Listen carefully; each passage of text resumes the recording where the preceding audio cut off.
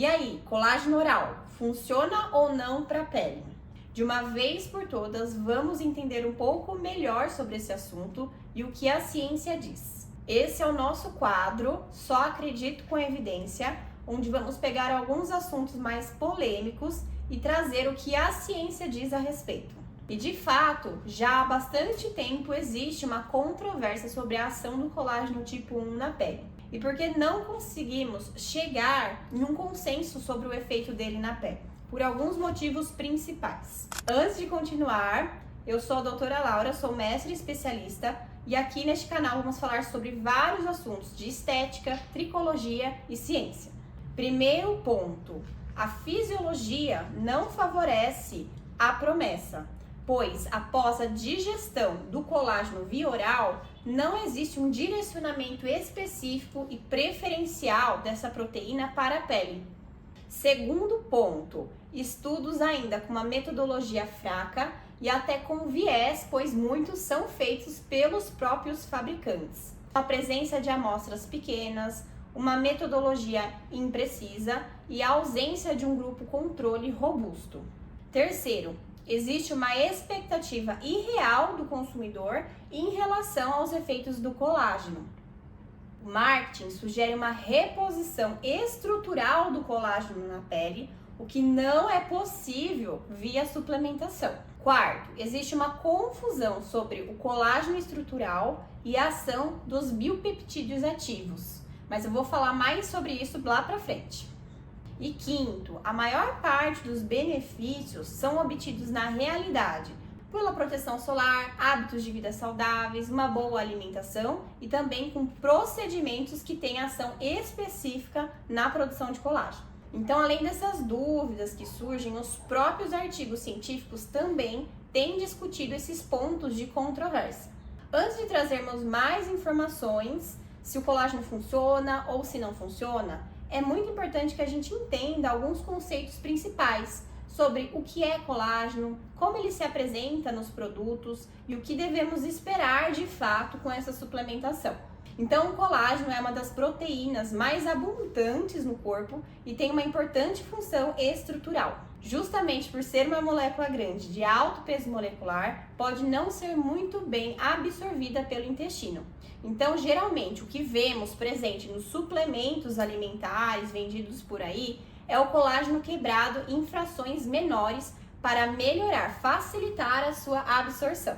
Esses pedaços menores de colágenos que compõem essas suplementações são chamadas de peptídeos e podem estar presentes de duas formas principais. Primeiro, colágeno hidrolisado, que é o colágeno hidrolisado comum que vemos em grande parte das suplementações, e os biopeptídeos ativos. Mas se ambas as formas são peptídeos, qual que é a diferença entre eles? O colágeno hidrolisado comum se difere dos biopeptídeos ativos em relação à sua especificidade na ação. A obtenção de cada forma é definida de acordo com o processo de quebra do colágeno nativo, o colágeno bruto. Então, os peptídeos obtidos pelo colágeno hidrolisado é feito através de um processo de quebra ou hidrólise de uma forma mais ampla, mais genérica, obtendo-se peptídeos mais variados, sem padronização, de várias composições e tamanhos diferentes. Essa composição mais genérica faz com que seus efeitos possam ser um pouco menos específicos e dependem do metabolismo de cada pessoa. Entretanto, alguns estudos começaram a notar que alguns pedaços de colágenos, alguns peptídeos, com sequências definidas, com uma composição específica, puderam auxiliar num processo de sinalização, ou seja, esses peptídeos atuando como mensageiros, sinalizando para a célula produtora de colágeno, que é o fibroblastos, a produzir mais dessa proteína. Então, ao invés de fazer um processo de quebra mais genérico, como ocorre num colágeno hidrolisado comum, passou-se a fazer uma hidrólise mais controlada com enzimas específicas para se obter peptídeos específicos que possam atuar nessa sinalização. Ambas as formas dessa suplementação, o colágeno hidrolisado e os biopeptídeos ativos, tem uma melhor absorção em relação ao colágeno bruto, colágeno nativo. Então a diferença entre eles não está somente na questão da capacidade de absorção, que é muito parecida entre esses dois tipos,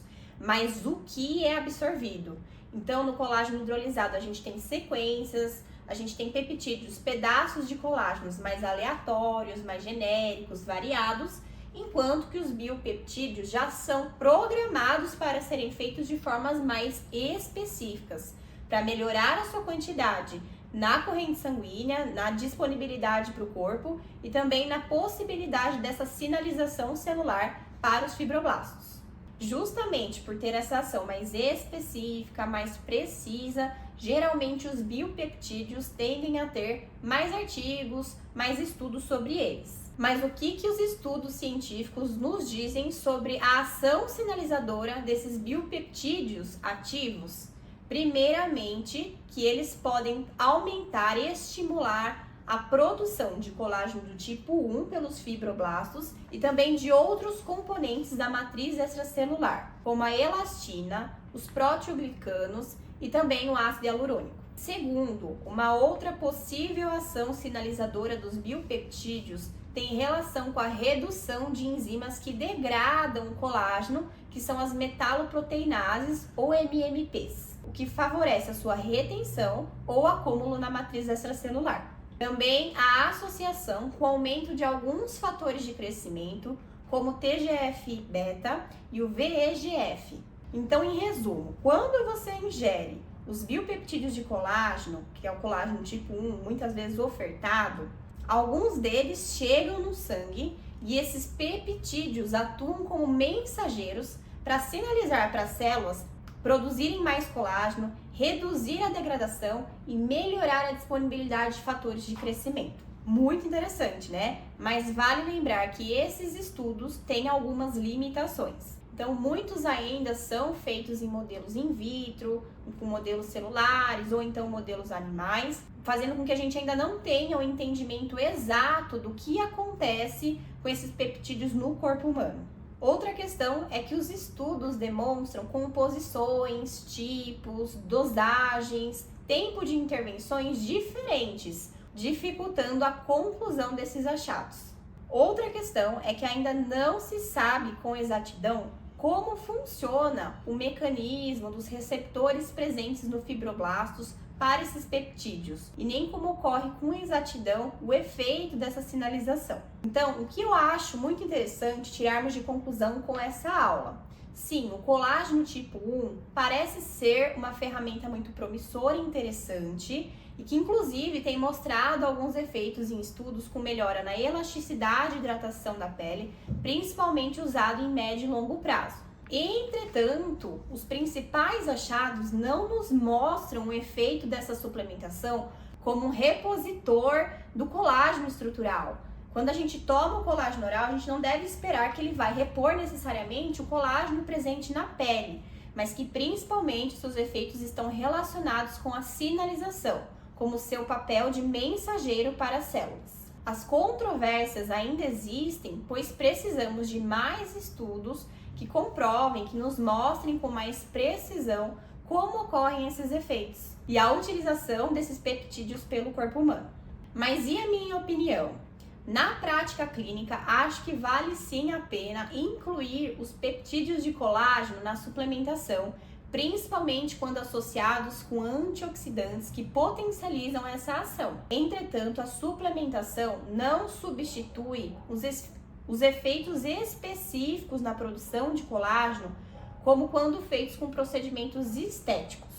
Estes continuam ainda sendo a melhor forma de indução. Além disso, para que esse resultado seja percebido, é muito importante ter uma rotina saudável, uma boa alimentação, atividade física, o controle do estresse e também um sono adequado. Espero que esse vídeo tenha esclarecido sobre a questão do colágeno oral. Se você tem alguma outra sugestão de um tópico polêmico que deixe dúvidas, já deixa aqui no comentário. Também não deixe de se inscrever no canal e curtir esse vídeo. Até a próxima!